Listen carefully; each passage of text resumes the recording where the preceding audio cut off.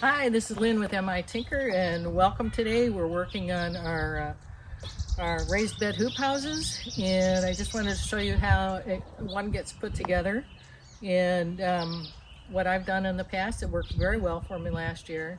I started out just simply with a raised bed, and then I discovered squirrels were getting into it. I discovered our cat was getting into it, and I discovered insects were getting into my beautiful plants. So I put on the hoop and use mesh, the screen for insects.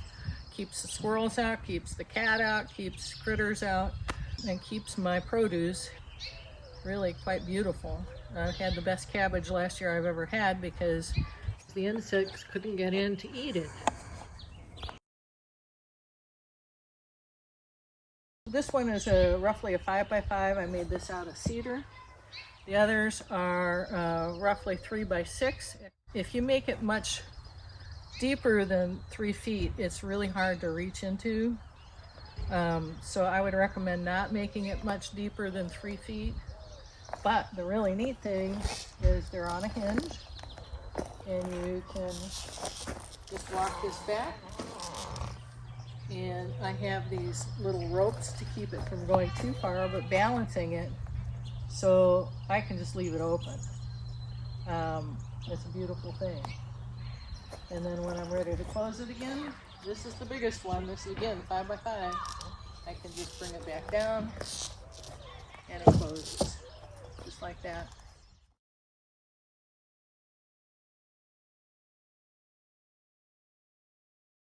So I wanted to show you how I put these corners together. I'm using a 3.5-inch screw to go at a diagonal in, and then toenail it in from the other direction so that it's like an extension of this board here, and it's going to bite in and keep it tight. Just like that. And you want to countersink it so that it's below the level of the wood. And then on this side, let's see if you can see it here. There's one that's already in the corner here. And then we have these little end caps for the 1/2-inch PVC. And I'm putting it right in the corner. So if you were to draw a line straight out and straight out, this edge of the PVC and this edge of the PVC are going to just kiss the edge of those lines. So it's really tight into the corner here. Make sure you pre-drill these caps or they will crack. So I have one in each corner.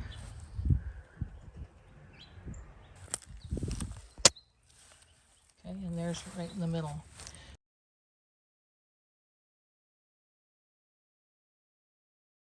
The frame that's on top is undersized so that it sits inside the frame just a little bit, and just a 1/4 inch on each side. And the reason why I did that is because over time, this will, it'll warp, it'll skew just a little bit.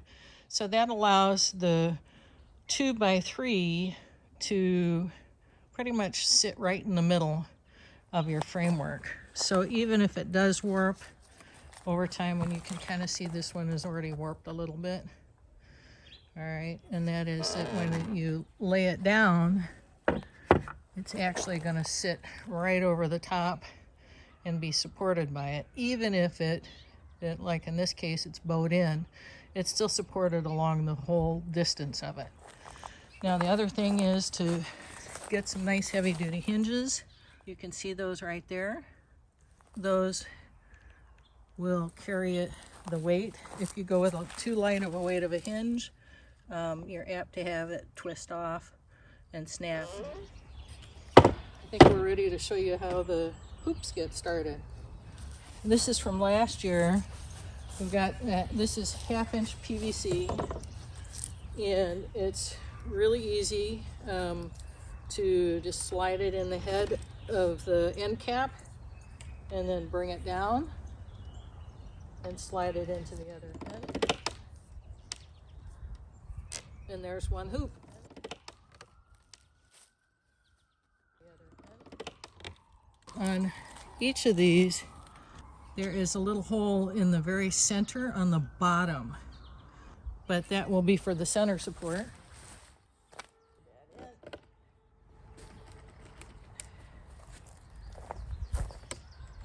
we go. This is my center support, and I left in from last year, I left in the screw. That's going to just go up and into those pre-drilled holes that I showed you on the hoop. Get it started.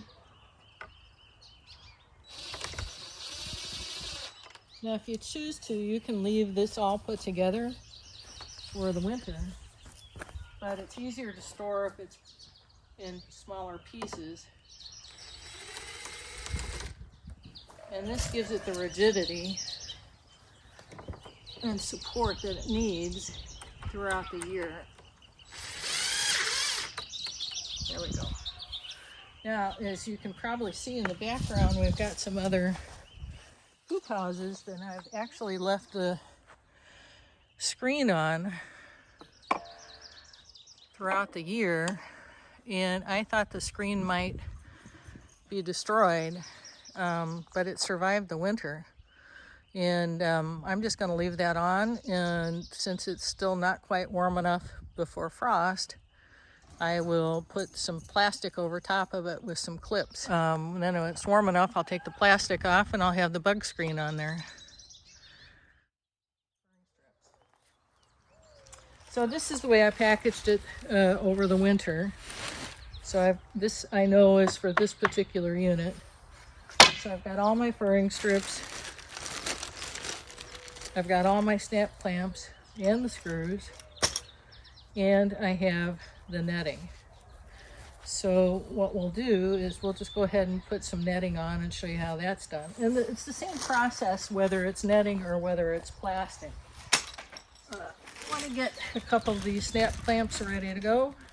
And so I have these PVC cutters right here. Tighten, tighten, tighten. And there you have two instead of one. So it makes it even more economical and a lot easier to use. You have a couple in your pocket. Now I know from experience that the ends of these are going to be a little bit cone shaped. And you can see that right there, it's a little rounded. So I know that's an end. We're going to just get that up and over and in position.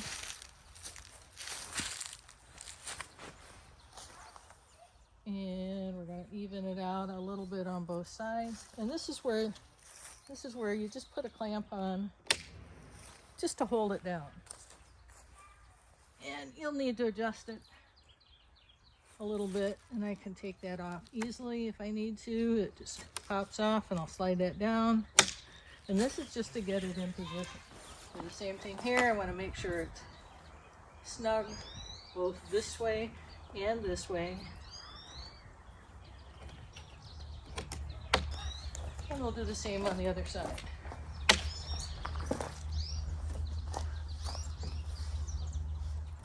See how it's just over the edge here, and it's fairly snug. So this is the rough fit, and we should have at least two clamps on the top, both left and the right, and then clamps on each of the bottoms. And then at the ends, you can see that there's a lot of extra material, but what we're going to do is we're going to gather it like this so it looks like a covered wagon. And again, this is the same process that you would use whether it's plastic or whether it is the mesh. I've got my furring strip with a couple of screws already started, so I'm just going to have that in my lap ready to go. I've got my drill ready to go. And now this is just like gathering and pleating, about 4 inches at a time, like this, like that, and then I go back the other way. It's just pleating until it's all gathered together. Then I take my furring strip and lay it down, and then you set your screw like that. Push down, real tight. That's it. That's it, and that's how you do the other end as well. And then if you've got leftover, you can trim it off.